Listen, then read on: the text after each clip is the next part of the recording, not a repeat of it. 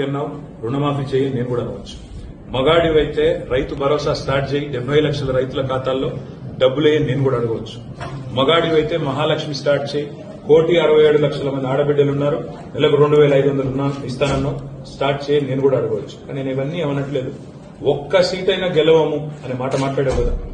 నీకు నిజంగానే దమ్ముంటే రేవంత్ రెడ్డి గారు, నేను సవాల్ చేస్తా ఉన్నా, నేను నా సిరిసిల్ల ఎమ్మెల్యే పదవికి రాజీనామా చేసి వస్తా. నువ్వు నీ ముఖ్యమంత్రి పదవికి, కొడంగల్ ఎమ్మెల్యే పదవికి రాజీనామా చేసిరా.